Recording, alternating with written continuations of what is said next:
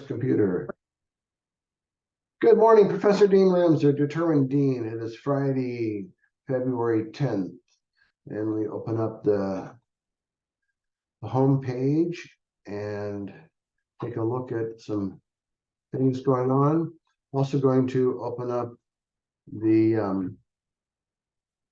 writer's reference on my Kindle and screen share that.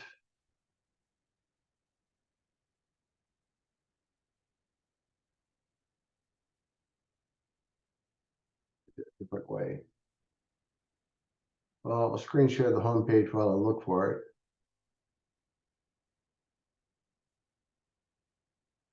So here's the home page.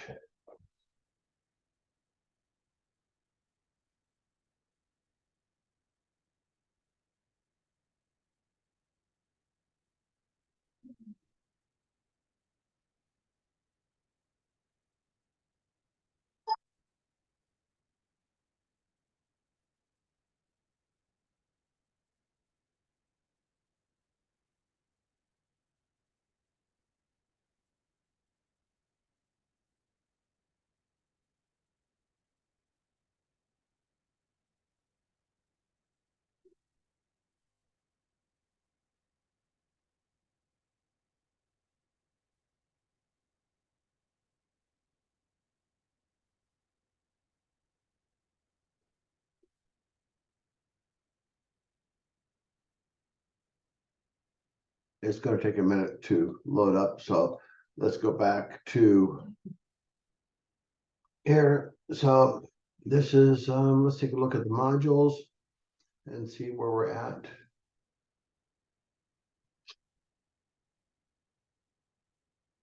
I'm just recovering from a head cold, so I apologize for my sniffling. Okay, week 4, just ending week 4. We kind of went over this before. Let's go look at it again. We have rhetorical freezes, those 3 essays. I mentioned this before, but it's dealing. Most of these essays are dealing with a conflict or a relationship between the individual and society, and sometimes that society could be a few people, could be a large group. Remember that in the very beginning of the course, I had in the icebreaker question for you, which was how you define community. So sometimes society is also interpreted as a community, and you have sort of this, how does the individual and the community or society fit together and work out, negotiate, problem solve issues. And these essays we're looking at deal with those kinds of issues. And the rhetorical process, again, is a really smart way of creating a 4-sentence, succinct, insightful summary of what you read. And you can use that, start including MLA citations for the page number. You can start using those rhetorical pieces as part of your essays 3 through 6, because you will need to have at least 2 in-text citations in each paragraph. That means for every paragraph, you're going to reference at least 2 outside sources, and it could be the essay that you're writing about, where you have a quote from that essay. It could be a quote from another essay, but each paragraph needs to have at least 2. So in your 1,000-word essay, that's roughly 5-6 paragraphs in length. You're going to have, 8 to 10, 12 citations and a works cited page. So the rhetorical process exercise is beneficial for that requirement of essays 3 through 6. We also have gonna have a rough draft due tomorrow, as well as the outline. I've gone over the outline before, what it looks like. Follow that template I showed you, and the MLA formatting in chapter 4 of the writer's reference is what we went through last week. So you're sort of ending that. I think that the Q&A that you have with your classmates about what you've read is really helpful. Your perspective is going to be more in line with what your classmates are seeing. or hearing or feeling or thinking when they're reading these essays. To sort of generalize, a first-year college student has a lot of similar experiences. So I find that the Q&A about what we've read, and I say we collectively, is sometimes more beneficial than listening to me lecture on and on.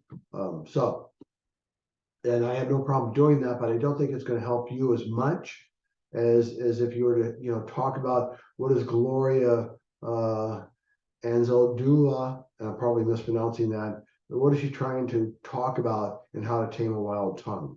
Why is the tongue modified with the adjective wild? Who gave it that term wild? There's a linguist, a sociolinguist named Saussure, and I'm probably mispronouncing that also. But Saussure's big point was something called the signifier and the signified, those that label something and those that are being labeled. And there's this relationship between the two. And once the label has been created for the signified by the signifier, that label is sometimes hard to remove. So kind of like when we're, in grade school, in college, like now, if someone has attributed something to you or to someone that you know, giving them a label, giving you a label, so to speak, you're kind of dealing with the label and not with who said it and why they said it or who wrote it. So the Saussure signified and signifier relationship kind of plays into what Gloria Anzaldúa's essay is looking at, is how to tame a wild tongue. Why does a tongue need to be tamed? Why is it wild? Is it wild? Who called it wild? Why is there an effort to tame it? Is this generational? Is this cultural? Is this just situational, meaning that, and rhetorically speaking, is it because it's in a specific geographic location? On being a crippled, again, Nancy Myers is looking at multiple sclerosis, and I mentioned my wife has that as well, and how people are labeled. There's a great scholar out of University of Chicago who wrote a book recently called something to the idea of normal, or what is normal. And he's a big writer. He's a writer that writes very insightful essays about the deaf community, those that cannot hear, and what does it mean to be deaf, and is deaf a something that is, like in this title on being a cripple, the label cripple, who created that, who gave it, can anyone undo that labeling process? And the person I'm referencing, guy's name I can't think of right now, was dealing with the deaf community and his essays and his research, his scholarship. And the book Normal examines, is the deaf person not normal because they cannot hear?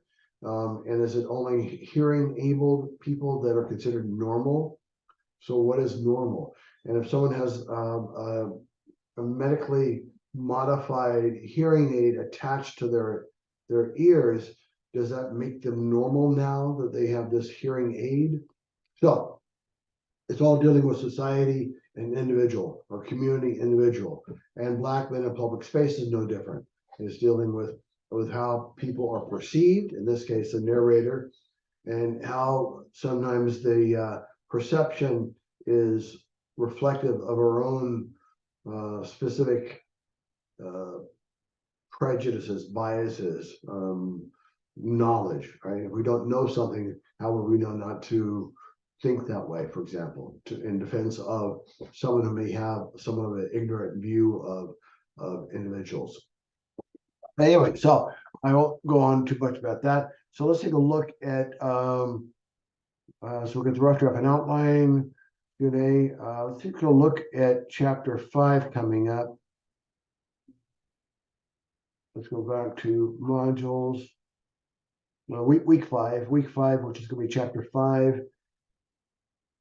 Okay, so week 5 is coming up, and I'll post these assignments soon. We have 3 more essays for rhetorical pieces, 3 essays to post Q&A about the writings. We have the revised outline. This means that you're going to look at your outline you've submitted this week and you're going to change it. So I'm going to see your new outline and some sort of notes you've taken on what you've written so far and your final draft. Make it all one document. You can't submit 3 separate documents. So when you start writing your final draft, after you finish it, include, copy and paste in that revised outline that you've been working on to show what you've changed, why you changed it. Was it the topic sentence in paragraph 3? Was it your supporting evidence in paragraph 4? Was it the hook in the introductory paragraph? Did you change the thesis from a rough draft thesis in the very first outline to something more specific to what your essay has become?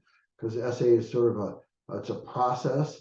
So the first draft is not going to be the final draft. It's the starting of an essay. It's the starting of thinking. In fact, the term essay has its origins in the idea of memory and reflection on an event, on feelings, on thoughts. So it's a very organic kind of thing.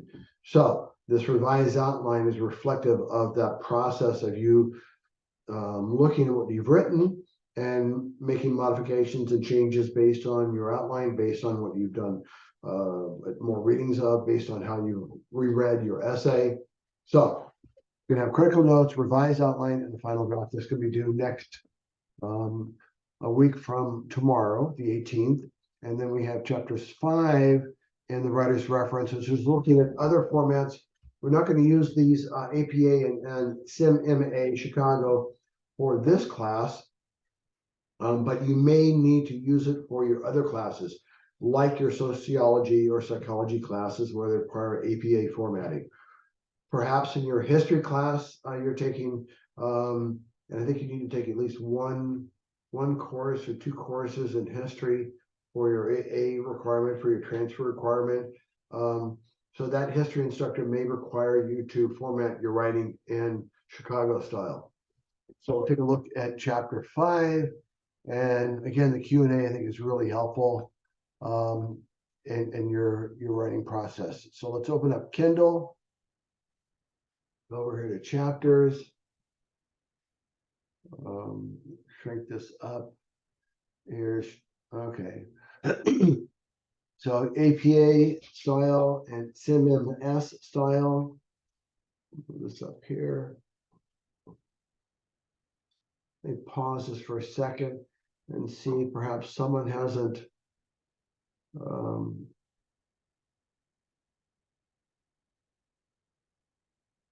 this is just for a second. Go back to the home page. No, not there. Go back here.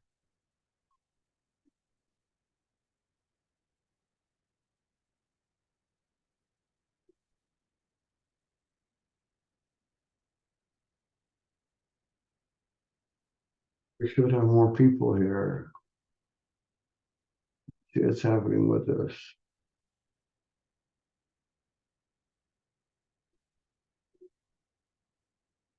Okay.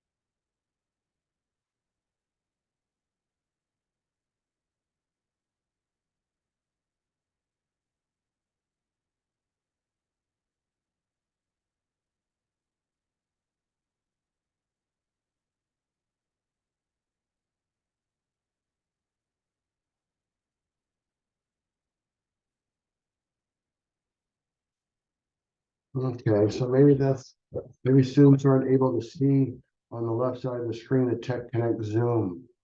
So we'll find out. So let's go back to this chapter in writer's reference.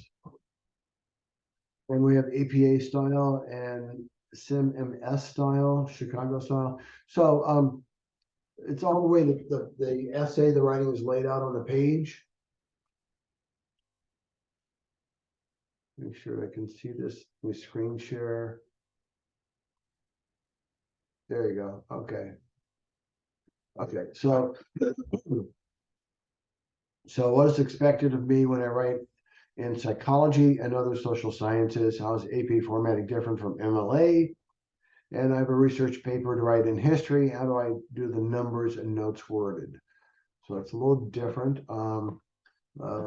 The basic formatting of an essay and all the styles, whether it's MLA or APA or Chicago, is usually the font size. That's the size of each character is 12 point.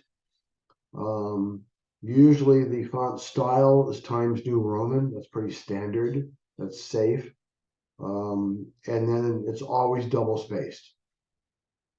The difference is how you include an in-text citation and how you have a works cited page or work reference page or reference page. And for MLA, for example, you normally wouldn't have notes at the bottom of an essay. This probably won't happen in your first or second year of college. It may happen in your junior or senior year, perhaps, where you'll have an essay requirement that's going to have headings and going to have notes where you have notes at the bottom of the page. But generally speaking, it doesn't happen in your undergraduate experience. But that said, it could happen in your senior year, perhaps. Depends on your major, I guess. So let's take a look at, and I really like the way that writer's references lay it out on the page. I think it's really, really smart. So here we have a list of APA in-text citation models. Let's take a look at a basic format for APA. So APA requires, we can highlight this one. Okay, we can highlight this one. AP requires the use of the past tense or the present perfect tense in a single phrase. Can highlight this. There you go. So that's perhaps one of the biggest differences from MLA and APA. MLA is focused on a very active, dynamic, engaging verb tense. So it's going to be present. So there are going to be more ing words, more action words, more action verbs, more active verbs. And APA, it tends to be more third person, passive, or present perfect tense, past tense. And you have the author's last name, which is like MLA, but then you have the year of publication, which is different. Oh, okay. So for MLA, you would have Smith and the page number, the number alone, reported, Smith and the number alone. Stylistically, there's also difference you can see here when it says APA style requires the use of the past tense or the present perfect tense and signal phrases. The signal phrase is the phrase of a few words that introduces the reference, cited material, colon, right, the two dots. That's where we're going to have a list of things. Smith, 2020, reported, semicolon, Smith, 2020 has argued. MLA won't have a list of citations like that. Generally, MLA is going to have a very active verb, the author's last name, and the page number in that sentence. The author's name could be at the beginning, the citation could be in the middle, and the page number at the very end before the period. APA will typically have lists like this, and there's an assumption made that the writer writing an APA understands the requirements that when you're making a reference to an author, that we'll look up Smith, in the publication of 2020, we will find a reference that is identical to or almost the same as what is being written, which is APA style requires the use of the past tense or the present perfect tense and single phrases, introducing cited material. So somewhere in that publication, Smith's publication of 2020, there's going to be a passage or several passages that write about this APA stuff. And you'll see here reported and argued. So in that publication, Smith is reporting it, sharing it. Smith is also arguing it as well. So there's an assumption that the writer using this APA citation understands the requirement of them as writers that this document by Smith, published in 2020, does have this information. The basic format for quotation. This is also different from MLA, right? MLA doesn't have P or PP. MLA just has the number. So APA would have P or PP 46 in parentheses. MLA would just have parenthetical citation parenthesis and the number 46. That's a big difference between APA and MLA. You can see here, this author's name, the year of publication, and because there's a direct quote, you have the page number, which is P.64. That's probably the biggest difference between MLA and APA. What are some other, let's take a look at references. So here's a little difference here. Let's open this up. Okay. So you're still going to have the author's last name. Here they use initials for first and middle name. That's a little different. First, middle name, and the year of publication, the source, journal title, issue number, page number, and then the DOI. DOI is the internet web address for this article. And they use DOI now because some websites no longer support that article or include it, or the website's no longer in functioning. So what researchers, scholars were finding is that they couldn't reference a web page and be guaranteed it's going to be around in 10 years or 20 years. DOI is an address that is in the cloud, so to speak, of documents that will always be the same.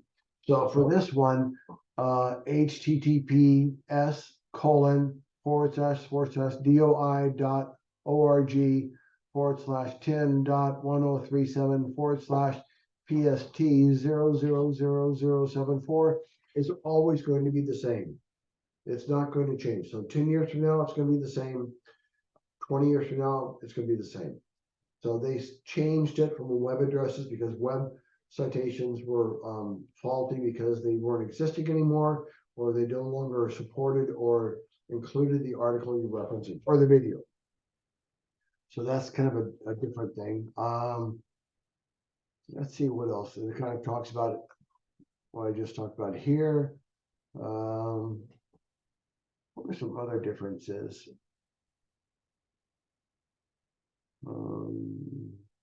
Yeah, that's probably the biggest one. Let's go down and take a look at CMS. Okay, CMS is also called Chicago style. And Chicago is more similar to APA than it is to MLA. So let's take a look at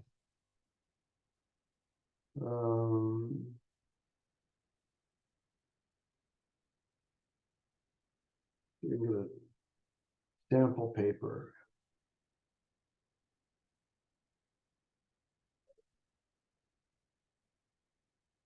Okay.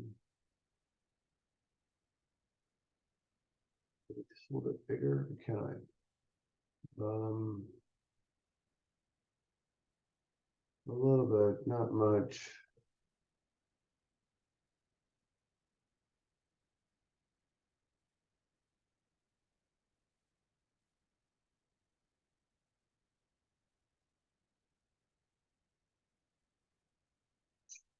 You can see it on here. Chicago will have a cover page. APA could have a cover page as well. MLA papers, at least in your first 4 years of college, probably won't have a cover page. That's a difference. The layout is usually similar between APA and Chicago for the cover page.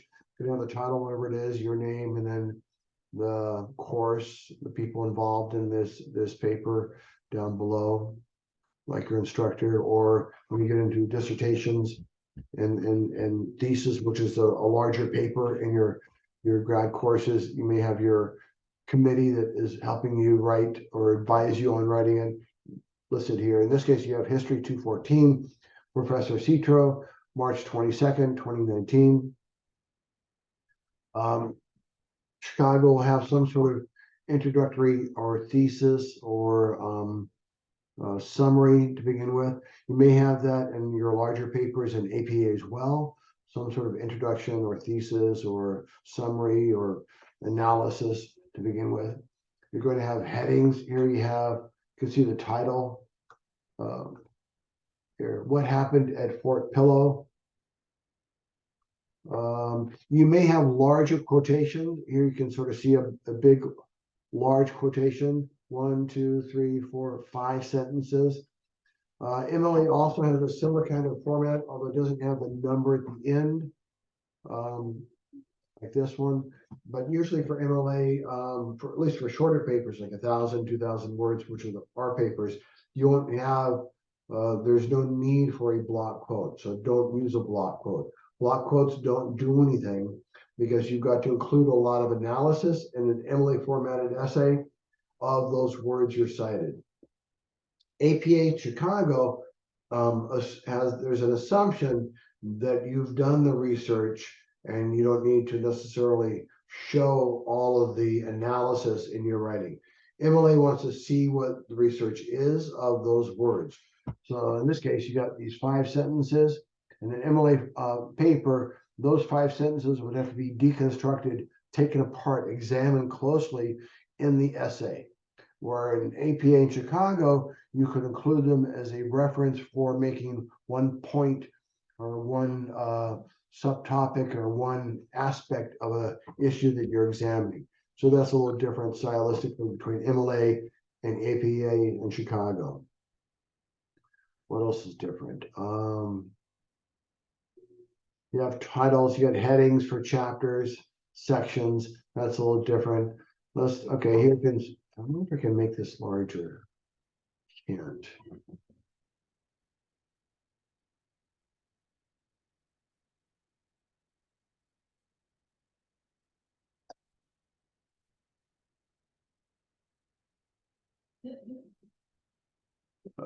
So go larger, if this would help. Maybe, let's see. A little bit. I can see a little bit. Okay, so here you have notes. I referenced notes earlier. In a Chicago paper, sometimes in the APA, you may have notes, which are in the bottom part of the essay, and they're referenced by numbers. Like remember that one large paragraph that had a citation.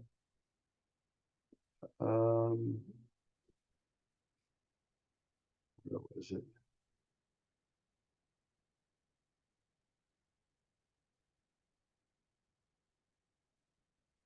Here, you can't see it barely, but there's a number there. So when you go back and look at this, there's a number, right? And Emily doesn't have this note aspect of its writing. APA in Chicago will. It's probably the biggest difference. So let's go back to the home page, go back here to here. Take a look, see. Okay, so we have week 6 is coming up. Let's go back to week 6. Week 5. So we have these 3 essays, rhetorical pieces of those 3 essays. You have Q&A about those 3 essays. You have your notes and revised outline and final draft. This could be one document. So either after your essay, add on your outline, copy and paste it into that one document along with your notes.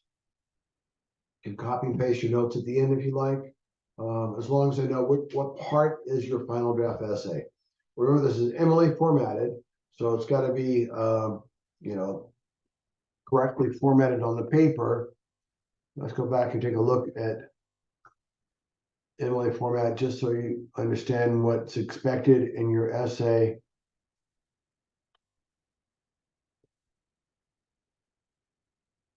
Okay, here's a pretty good example here. You have the header, you've got your last name, page number, you have your name, professor name, right? Professor Dean Ramser. You have the English one, you have the date.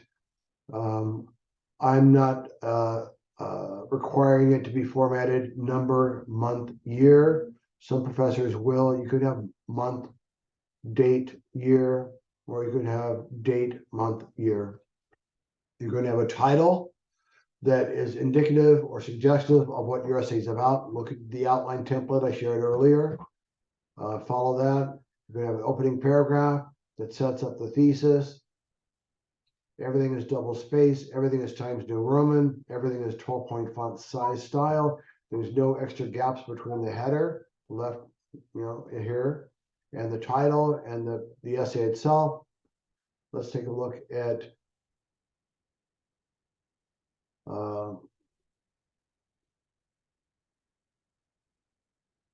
in-text citation.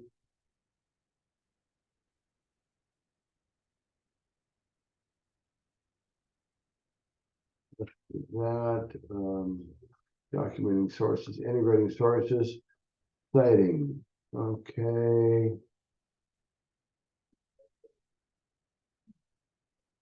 Okay, here's a pretty good example here. In-text citation. Bioethicist David Resnick emphasizes that such policies, despite their potential to make our society healthier, quote, open the door to excessive government control over food, which could restrict dietary choices, interfere with culture, ethnic, and religious traditions, and exacerbate socioeconomic inequalities, end quote, and then the page number. That's a typical Emily formatted in-text citation. So for essay 3, you're going to have 2 of those in each paragraph, along with a works cited page. Here's an example: Resnick David, title of the essay, the source, the volume number. In your case, you have a writer's reference, which is on writer's reference as well as the Little Norton Reader, and then you have the essays that you're writing about.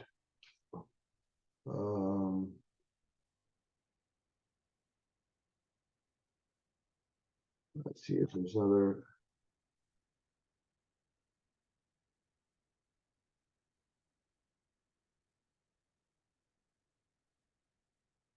This is an example of an Emily formatted works cited page, last name of author, first name, title of the article, the essay, publication, right? So what's similar between this and what you'll be doing is you'll have an author, the title of the essay, it has quotation marks around it. It is not italicized. The Little Norton Reader is italicized. You're going to have an editor of the Little Norton Reader. You got the publisher, the year publication, and the page numbers. Now, if you're using the PDF files of each essay that I posted on the web page, then obviously you're not going to have the page number necessarily, but you'll at least have the author's name, the title, and you can certainly suggest the Little Norton Reader, italicized, 50 essays from 50 years. and who's editing it. You should have your books by now, which is the Low Note Reader and the Writer's Reference. And then coming up soon is going to be the novel 1984. Let's see if there's an example.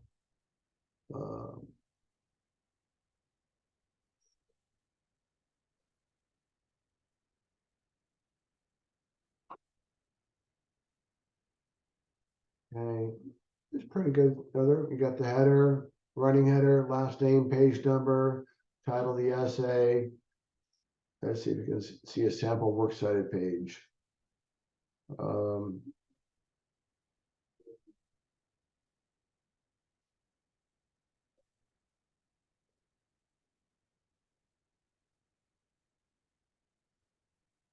Okay, no, that's good as I'd like. Okay, so let's go back here to the home page. What I'll do is for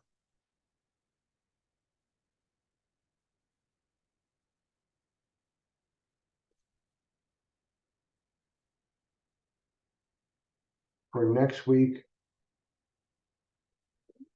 here, let me make a page and I'll add an example of a Emily formatted essay. What I didn't do in here.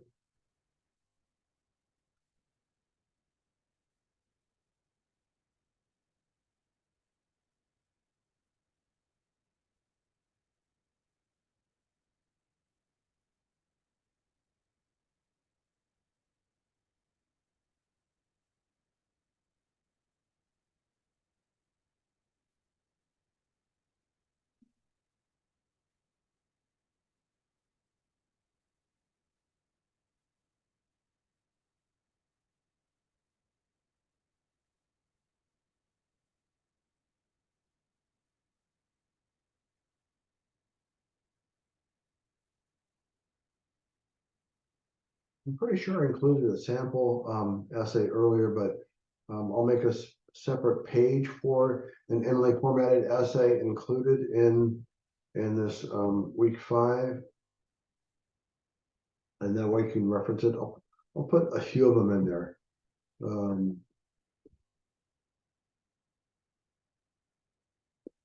And my computer is working really hard.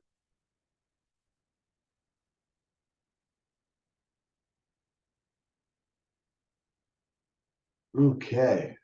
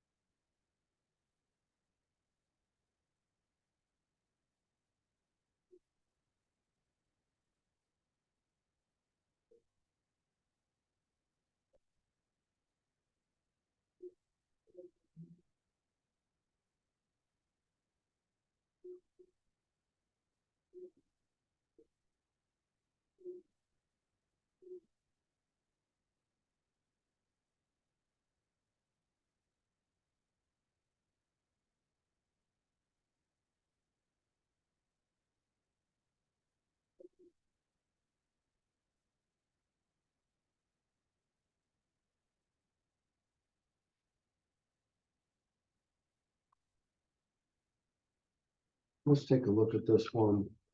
I'll make sure that it has what we need.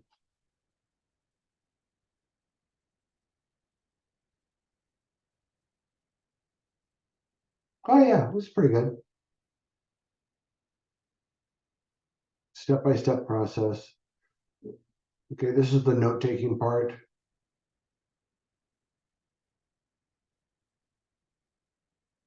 Again, the single phrase, the context. Right, that way you don't have a lot of quotes that are dumped on the reader. There's analysis and context for each quote.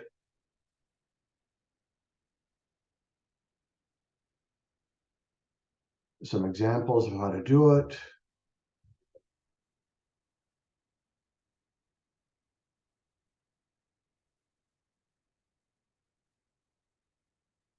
So it goes through, the three different ways, either summarizing or paraphrase or direct quote.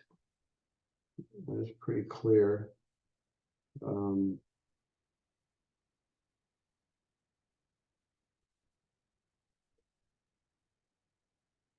Okay, so this is pretty good for the in-text citation. Let me see if I can add some sample essays.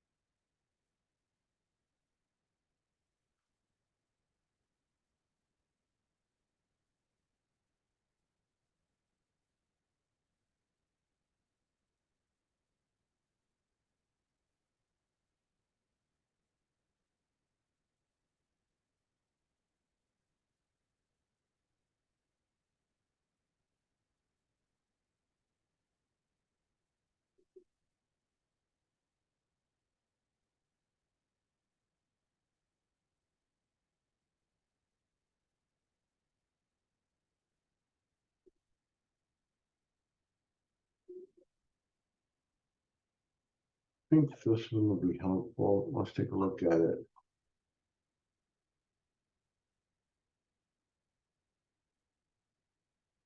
It's about Viet Nguyen, who's a great writer, professor at USC, migrated here with his family during the Vietnam War, grew up in the Bay Area. I use his novels in my classes down in Southern California. Great writer. So let's go look at this and see if the sample essay does all the things I think it does.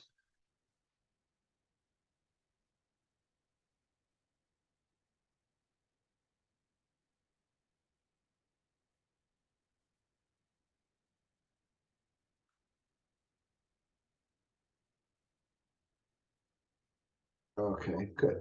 Okay.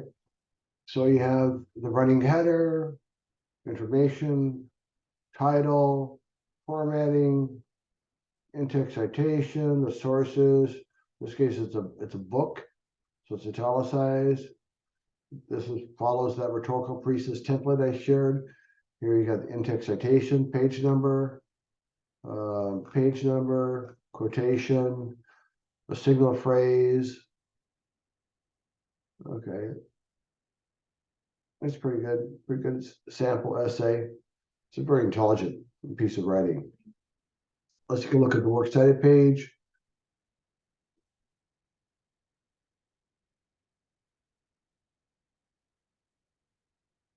Okay, good. Good sample works cited page. Excellent. This will have be very helpful. So let me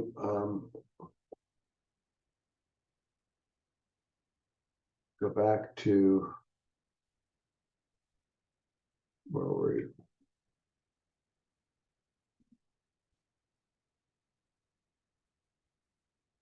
Okay.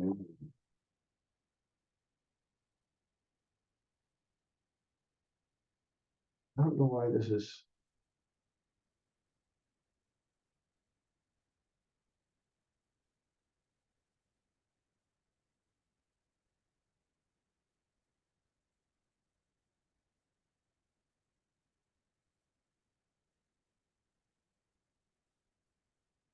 For some reason, it kicked me out of my page.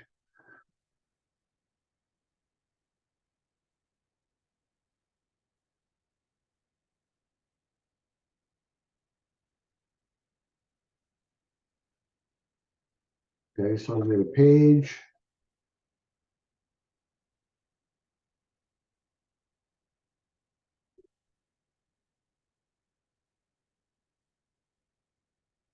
Okay, good. It has it there. So what I'll do is let me add this to the modules. You can take a look at it. They're both really good, helpful. Put it on week 5.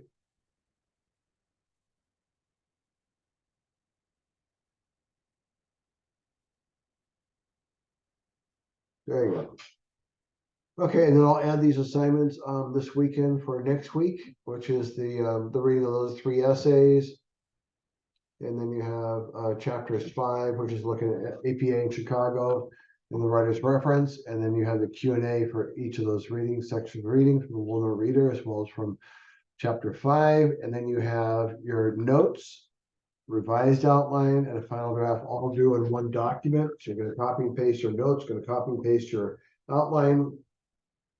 After your final draft of the essay is 1,000 words in length. You're going to have 2 in-text citations in each paragraph. So take a look at that sample essay I just posted up on the modules week 5 as a way of doing in-text citations. You're going to have 2 in-text citations in each paragraph. Your essay is about 1,000 words in length, plus a works cited page. So you're probably going to have 5-6 paragraphs at least. So that means you're going to have at least 10 citations. Now, all 10 citations could be from one essay. They don't have to be from 10 essays. You're going to have 2 in-text citations in each paragraph. So if you're writing about one essay, you could have 2 citations in each paragraph about that one essay. But there will be 2 Emily formatted in-text citations in each paragraph, plus a works cited page. So if you're only going to reference that one essay, that's fine. Make sure you have a works cited page for the one essay that you're writing about from the Wilmer Reader of essays. And you're going to have 2 in-text citations in each paragraph. So that kind of concludes where we're at today.